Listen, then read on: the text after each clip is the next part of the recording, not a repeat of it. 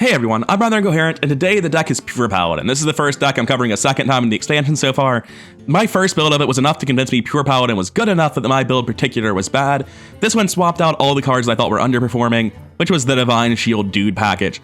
We're running Argent Protector, Disco Maul, 4 Quel'Thalas. There's a lot more reach and a lot more early game volatility with Disco Maul, and we've cut out all the garbage. We're not running Lothraxian the Redeemed anymore. We're not running the weapon that prevents us from running Disco Maul. As good as Muster for Battle is, this just wins games on its own. So let's go see if building a more aggressive list tilted around this is better. I'm pretty sure it is. Oh, but before I start, if you haven't already, please do subscribe, like the video, blah, blah, blah. All that YouTube showing nonsense actually does help the channel grow, and I do really appreciate it. Anyway, on with the games. All right, our first matchup is up against a Death Knight. I'm assuming it's Blood. Sinful Sous Chef into Hand of Adal is good enough for not expecting a coin hero power. Specifically, Tour Guide will punish this, but even if Tour Guide does come down, we can slam down the dudes and it's not the end of the world. But Hand of Adal, uncontested, would be pretty powerful on its own. I do wonder if I'm not supposed to hold Hand of Adal, though. It seems possible. Not exactly Tour Guide. Come on, anything else? Oh, that's not what I wanted to see, though. Just gonna drop Hand of Adal here. I'm not going to trade with it. If he has exactly Skeletal Sidekick, it will be a punish. But trading with it results in him just getting the kill immediately, meaning trade to spend his mana however he wants. Skeletal Sidekick plus Tour Guide would be a little bit on the Bruce side. Oh my god, he has everything. Oh, Death Growl. Yeah, alright, fair enough. I get the trade there immediately. Funkfin comes down. Is Funkfin actually good? No. What's your Death Rattle? Oh, it's giving me dudes. For some reason, I thought I added a Death Rattle to it. I'm just so unused to playing on this side of Sinful Sous Chef. I just finished playing an hour of this deck and never once had Death Growl in my opening hand with the eggs. So I just didn't even consider that I should be playing it on Death Growl. Despite the fact that I've just played this deck, it convinced me that I didn't need to fear the reason you play Death Growl, because in an hour I couldn't hit it once. So I'm dead, right? That's an insane Death Growl opening. And, like, what am I going to do? Play Jitterbug and draw a card? He's got complete board control. This deck has no way to come back from behind. We're done here.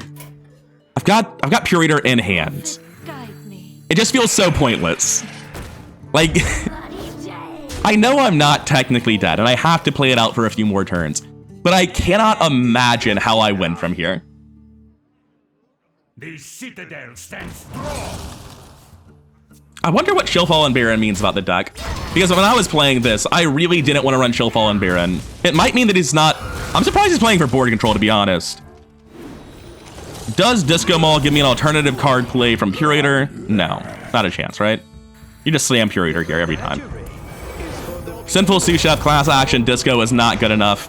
It's probably overdrawing, huh? 1, 2, I'm at 9. I can just check, I don't have to count anymore.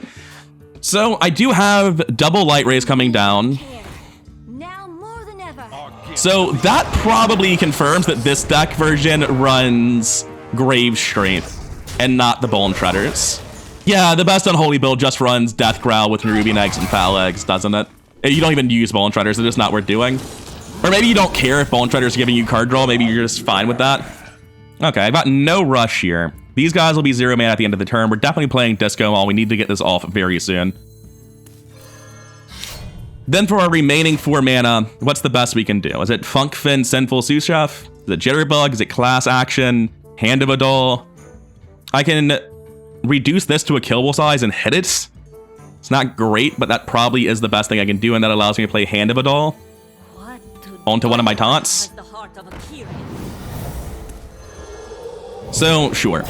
And we'll kill his taunts, get this scaling up. I think Death Growl still very much just kills me here. Not Death Growl, Grave Strength. Death Growl is definitely not great, but... Amalgam of the Deep. That was normal in old builds. I wonder if he's still not running Contract Quarter. This deck might not even run Nerubian Egg. Would you run Death Growl if you just ran 2 eggs and 2 Chillfallens? Would that be enough? I guess you can Death Growl the 1/1 from Hulk Strider. That's not great. I'm gonna see if I can find an Unholy Net deck, because I'm interested in seeing exactly what this is as compared to what I was doing. Because it obviously cut a lot of stuff I was doing. And I don't care that it cut fucking Cagehead. That's fine. But it cut way more than Cagehead. And I'm interested in seeing where the middle ground between what I was doing and the old Unholy is. Because that's probably where the good decks actually live for Unholy. What? Why does he matter? He's like one of your only minions without a death rattle. Why would you not put that on the 2/3 egg? Okay, we seem to have come back a little bit. We want to play as many minions as we can this turn because it's currently just at 4/4 and we can make it much bigger than that. We can do 1/3/3 here. 4 Quel'Thalas actually might matter though, which would mean it would be 4 Quel'Thalas, Sinful, and yeah, it would be these two and Quel'Thalas. That's always happening. Quel'Thalas lets me hit what instead?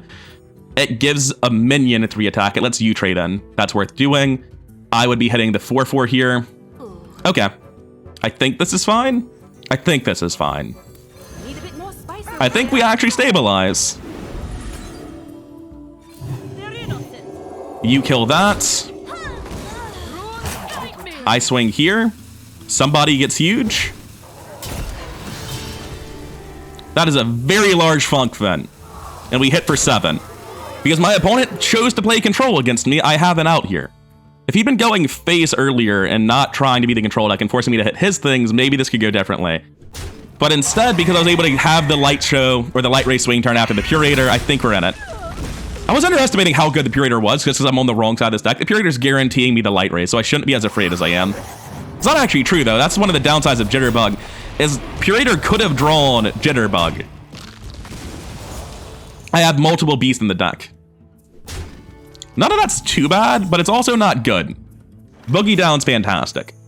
I think I won't Seal of Blood on a 2/1 and Jitterbug, but that's so bad. This is going to summon Divine Shield taunts, actually, guaranteed because of sous chefs. They're already dead, I mean. So Jitterbug Boogie Down's kind of sick. Yeah, that's kind of incredible. Put the Jitterbug down behind them. This kills. And I don't see a reason not to trade here and then play a 1/1.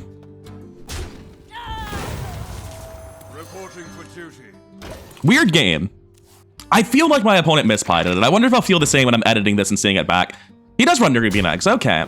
Surely if he's running Nerubian Eggs, he's also running the Shredders then, which means he's just okay with Chillfall and Baron not hitting a minion. It's okay if it draws in his eyes. I always assume my opponent's he. I should start saying that. Anyway. I feel like he's still playing control, but why? What's the out that he has?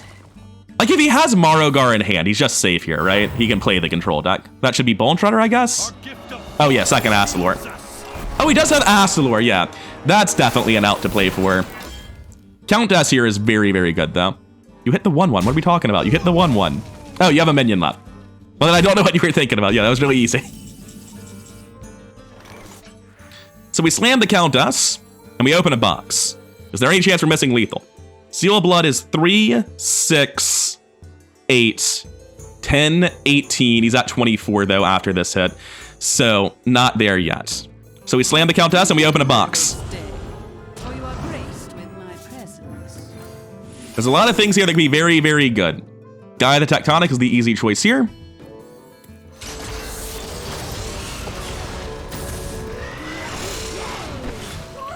This goes here. These eggs will be getting opened, so it's better to open them first. If I attack here and send another one in.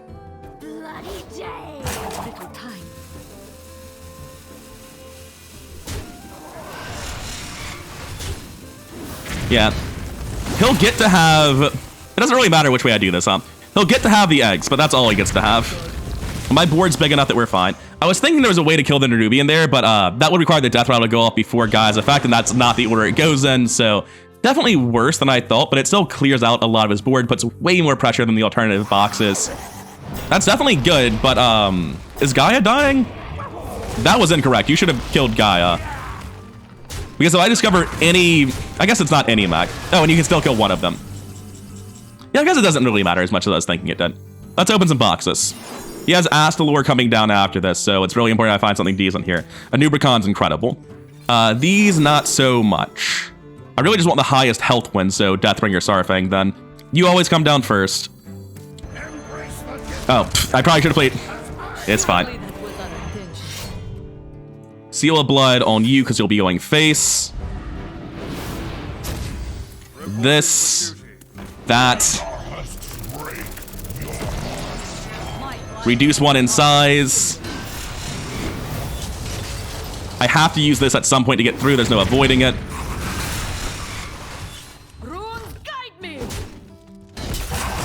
That was objectively wrong. I was thinking, again, I was like, there's a way to kill everything, right? There wasn't. But also, my opponent got fucking destroyed by what was in those boxes. Gaia was a very good roll. This cannot fix the board. There's nothing you can do for 2 mana. Countess wins the game. Just dominantly. Thanks to Nubricon for guaranteeing I was safe. Honestly, probably any big minion does it, but a Nubricon's definitely one of the best possible hits there. Pure Paladin feeling better with this build, let me tell you. I still sort of think that might have been mispiloting by my opponent. It feels like if he had played aggressive on the turns before the Purator coming down, he would have had a much higher chance of threatening me out of the game, but by making it go long, he lets me get all the value out of the Purator draw, and lets the game go longer, and lets all of my tools kick in. Essentially, I think by piloting the game in a way where we went far enough for me to open the Countess boxes, he had already doomed himself. Liadrin's good, but I don't think I hold her against Death Knight, because both Scourge Strike and Frost Strike are just excellent answers. And they're going second, so they're happy to play them on curve in response. I wonder if there's any merit whatsoever to tossing Righteous Protector because you'd rather it come off Boogie Down. Well, I guess you'd rather Sinful Sous Chef, huh? If you're gonna have to pull a 1-drop, it would be the better one. I don't need the taunt right now, so I just play the bigger one. If he does something like a Tour Guide to threaten it, I can play Righteous Protector, which isn't great. I mean, I just play the hammer and hit the Tour Guide. What am I talking about? Tour Guide just seems legitimately very, very good. It's one of those cards that just never really fell off somehow. It's kind of impressive. It is no Flame Imp. It's not Void Walker. It actually is still unambiguously good.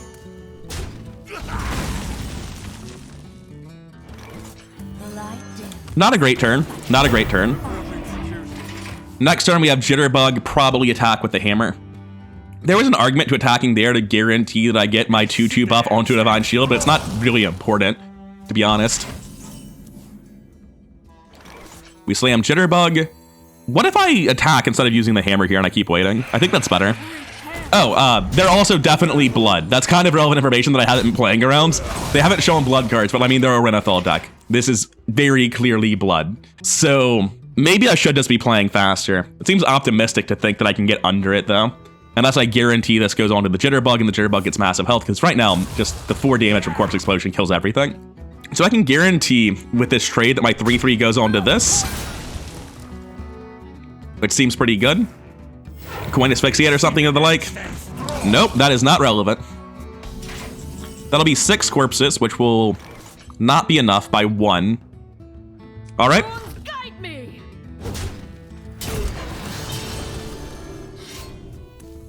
We play the next one,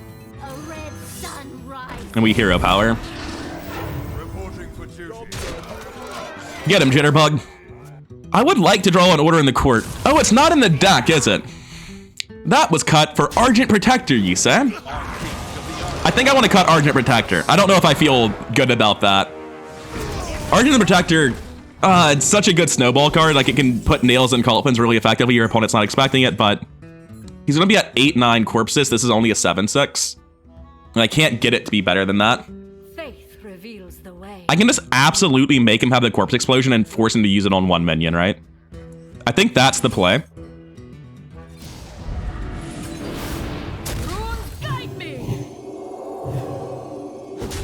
I can also reduce his health by 6 more to 7, but that doesn't seem likely to kill him. Thanks to Hero Power, Corpse Explosion is still enough to get through it, just barely. That looks like Corpse Explosion. The attack's actually unnecessary, but it still gets it. But we still forced him to use Corpse Explosion just to kill 1 minion, which is really nice. And then the Countess comes down on curve, and it's absolutely disgusting. And we've just established that my opponent clearly does not have a solution to a large single minion. Now, admittedly, that play was better when I thought it killed the body bagger. We'll fully admit that. However, I have Blood Matriarch Liadrin coming down with 1/1 dudes probably, so theoretically it's fine. That can definitely discover a relevant card.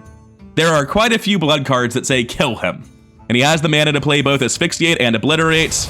Death Strike just to partially get there is rough, but he has Heart Strike, I'm guessing. Oh, he doesn't have it.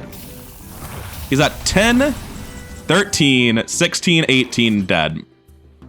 Cool. Yeah, that feels decidedly better than the versions I played. Sorry, Legendary Invitations, no one's coming to the party today. The version I played was like, now in a few turns we play Lothraxian to get muster for battle value. This version just kills you. That's a much better attack. Alright, we're up against Priest. The past several priests I've seen have all been Renathal Thief Priests, so I'm going to assume it's that again. These cards are both so good, but they have decided anti-synergy. I'm going to go for the Disco Mall curve, because Disco Mall high rolls feel like they win games outright so many times. Alright, cool. We're still playing Disco Mall into Boogie Down, like I said. Oh man, Boogie Down into Jitterfen is actually a little bit scary. Missing our 1-drop in a 6-1 drop deck. Gross. Fan Club is Oh no. It's not Renathal either. Oh no. I don't have any other minions to threaten stuff with Kotori, so I'm just gonna play down Disco Mall. Now he can't coin out Heartthrob here. He can summon 2 different 2/2s. And I can't justify playing for Quel'Thalas to... that's just a 5/4. Don't get me wrong, a 5/4 is a problem. But like, that's a solvable problem, right? For instance, here's a solution. Have fun with that, shithead. Like, it is a 5/4. I can't take that away from it. Here's my wall of Annoyotrons. All right, I've got that killed with 4 Quel'Thalas and Kotori. Is 4 Quel'Thalas Kotori the right play? Jitterbug to draw a card. I need this dead. That has to die. So whoever gets the buff... oh no. I can kill one of them. Whoever gets the buff kills the other one. It's fine. In fact, by using the 1/1 here and making this trade, I can guarantee it goes how I want it to. So yeah, we got it. But, Hand of a Doll. Hand of a Doll value is really convincing. I'm going to be honest with you. Like, that's so much Hand of a Doll value. I mean, you can heal the 1/3, it's okay. But Hand of a Doll is so good there. Like, I was planning on clearing this with 4 Quel'Thalas and swinging. But that leaves me with, like, a fairly clearable board where Cannibalize is very good against it because it's healing him for a lot. Not that it matters, he's getting killed right now, I guess. But this feels much better. He also has to deal with that or he's in a terrible spot. You have no 0 mana heals, that's not enough on that. 4 Quel'Thalas gets me 2, 4, 6, not quite enough on its own either. What?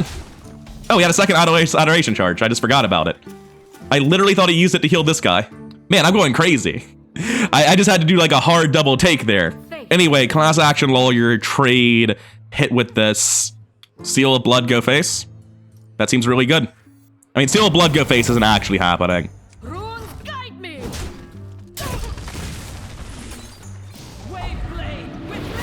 Let's go ahead and make sure that he can't get out of the game.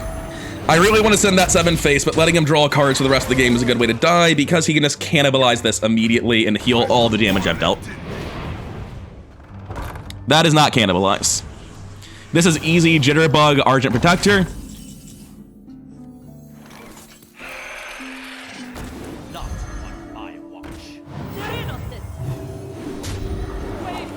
Yeah, he's done. He's not interested in seeing any more of this. Kotori is really gross the moment he sticks to a board. Kotori and Liadrin both sort of suck a lot of the time. They're just like Riverfen Crocodilus and Bloodfin Raptor so often. But they also threaten high rolls that just kill your opponent instantly. There's a little bit of anchored total minimum and you can't cut them because of it. They're so strong. Alright, we've got a Death Knight. We have a curve. Is this good enough against Death Knight? Kotori seems very bad to just slam naked on 2. And if I don't have a 2-drop, Funk Fin's not good enough. So just Sinful Chef. He held 1 card, probably doesn't mean anything. That hand means something. Please don't be blood. Fuck. I'm dead. The way I beat a Blood Death Knight is by getting under their curve and killing them before they can stabilize. So drawing my entire top end, which I have actually done, I'm 1 light ray short, is a good way to lose. Now, Blood Death Knight is the one archetype that doesn't just hard run the 3 damage removal. They don't run Heart Strike unlike Plague Strike and Frost Strike. So, just Coin Asphyxiate? No, it's gonna be Chill Fallen. Coin Asphyxiate, wow. All right. I'll just play Boogie Down off the top instead of the one from the middle of my hand to encourage tilt. If I play another Boogie Down, it still has 1 drops to hit, so that is my priority, is to play Boogie Down and then Silver Hand Recruit. What in the free-to-play? Excuse me? You can't just run paparazzi and then win the game against me. That's demoralizing. Play this. I'm gonna play this instead of a dude. We're gonna go face. We already coined, so there is no blood boil this turn. There is no corpse explosion this turn. Seeing paparazzi, just like, I don't even know what to think anymore. I'm just going to assume it's 34 cards out of a standard Blood Knight deck, and then 6 random garbage cards. That's fine. It is unfortunate that he found Black Knight, which is an incredibly good tempo play there, but we're fine. 1, 2, 3, 4, 0. Do I have the space? No. And I can't make the space. That's okay. I've got another plan. Face is the place. That's the plan. Corpse Explosion deals 3 AoE, which kills my whole board, which is unfortunate. He does have to attack first this time. Unlike all the other times when I say order doesn't matter. If he doesn't attack first, it'll only hit 1 corpse and it won't kill my whole board. It will basically neuter me, but it won't do anything else. Amalgam the Deep is not the ticket here. That probably needed to be an AoE for him to win, considering I have Light Rays and Countess following this up. Like, I didn't play Order in the Court, but the deck gave it to me anyway, apparently. And we've drawn enough boogie downs to fix the bad curve. 1-1 goes there for sure. Oh, wait. Why did I think you had 1 health? I'm just very bad at the game, apparently. This. Do I want to play double Light Ray as the rest of my cards, and do I want to trade? I do want to trade. 1 second. He's at 9 health. Does that impact your decision making? Yes. 5/5s do not, in fact, die to Corpse Explosion. That's a lie, they do. They exactly do if he trades into both of them first. Evidently, he still does not have Corpse Explosion. I'm glad to see that he has not top decked it in the past turn. That does not seem like it saves your life. Especially if it hits the one with the Divine Shield. Which it didn't. Of course it did not. But you're still dead. Man, this build is so much better than the one I played. Arcane Protector was fine there. It didn't really matter, but it was fine. It gave some burn damage. It made my board stickier. On the one hand, I'm tempted to say that getting in under the curve of a control deck that was built wrong isn't impressive and doesn't mean the deck is good. But the way it was built wrong caused the curve Spider Tank to fight for board control into the Black Knight to kill a Divine Shield taunt with 3 attack. So even though Paparazzi definitely shouldn't be in the list, I don't think it even made the game worse that turn, or that game rather. Do you hold Purator on the coin for turn 4 Purator? Like, the Countess is obviously too slow. I think Purator is good enough. I think on the coin, you can hold Purator. I'm ready to be wrong and to screw myself over, but I want to give it a shot. Now, what I'm terrified of here is turn 1 Slither Spear, because I really do not want to coin Disco Maul to kill it. I can coin Disco Maul on turn 2, I can play Class Action Lawyer. That'd be good. If he doesn't Slither Spear, I obviously just pass. All right, he's discovered something with Illidari Studies. Oh, this is decidedly better than passing. Thanks for showing up. Play out Wretched Exile and throw the game right now. That is interesting. Dispose of evidence just immediately without any meaningful board control to be gained from it. Like, that's not as self-sabotaging as throwing away your Wretched Exile.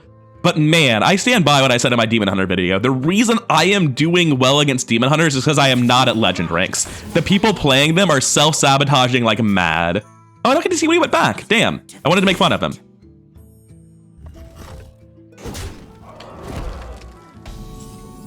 That's just very explicitly Disco Maul.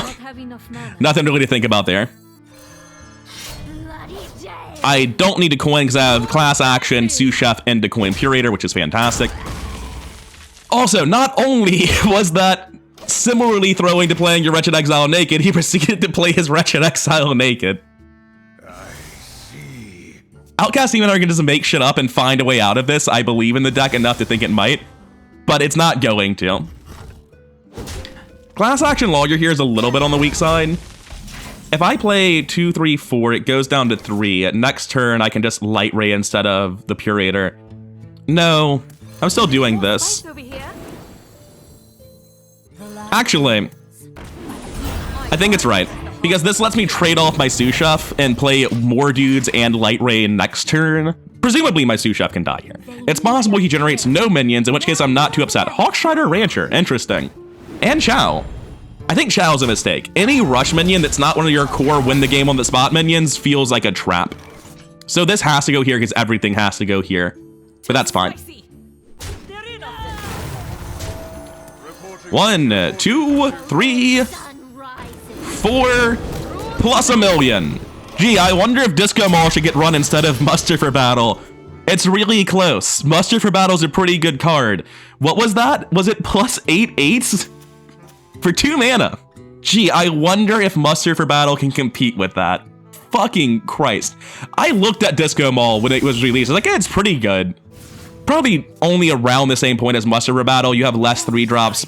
Disco Mall probably isn't as good. I was so comically wrong. I thought it was good. And if Muster for Battle wasn't being played, then it wouldn't get played. Or it would have gotten played, rather. Like, Muster for Battle would edge it out. This is comically better than Muster for Battle. It's one of the strongest cards in this set right now. It's absolutely nuts. We're talking get nerfed to 3 mana and continue dominating the game nuts. I hope it doesn't. I hope that I just find out that there are things that can challenge this. But, like, what the fuck is he actually supposed to do about this? Oh, right. He thinks he still has a chance because he hasn't seen the Curator. My hand could be like a single Righteous Protector right now. He doesn't know. Yeah, we're just going through the motions. He has no idea. There's a second one. Anyway, there's a second light ray coming down. I can't end my turn yet. 1 second, I'm not done. Now I'm done. Jesus Christ, I feel bad. My torment is my meat. That actually, I think, does clear the taunts. They're all rush minions. Can they get big enough? 1, 2, 3 kills here. That kills here. 1, 2, 3, 4, 8. It's alive at 1. It doesn't even clear.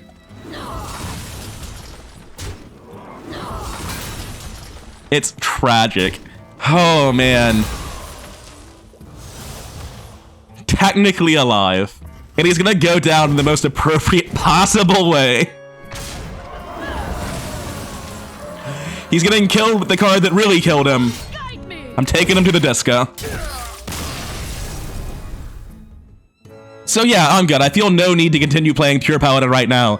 I've just been switching between decks and trying new things and testing stuff. If I were grinding to Legend, this would be up there with like Amalgam Mechs and Outcast Demon Hunter as one of those decks that is just steamrolling people and feeling incredibly strong. Disco Mall is incredible. This is doing what I thought Volume Up would do for its class. The difference is that no one else is playing Mech Mage, so Volume Up isn't getting to show off. And even in Mech Mage, I think the deck needs refinement. I think it needs more than 4 spells for Volume Up to be good. This card is nuts, and the rest of the deck around it's still really good.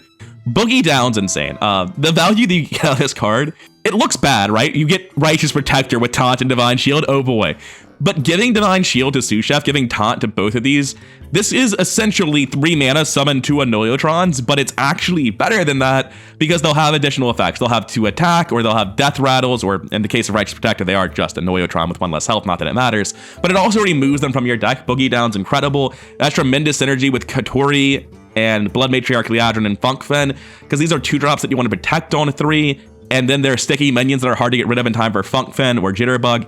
This deck is really, really good. This feels like one of the meta-defining decks. This is definitely going to be in tier 1 or tier 2. I can't confidently say where anything will be until we have a meta, because it could just be that there's a tier 1 deck and your matchup against that deck determines if you get to be in tier 1 or not. But this is incredibly competitively viable. This is a very strong deck, and I've had fun running people over with it. Unlike some decks, the way this wins feels fair.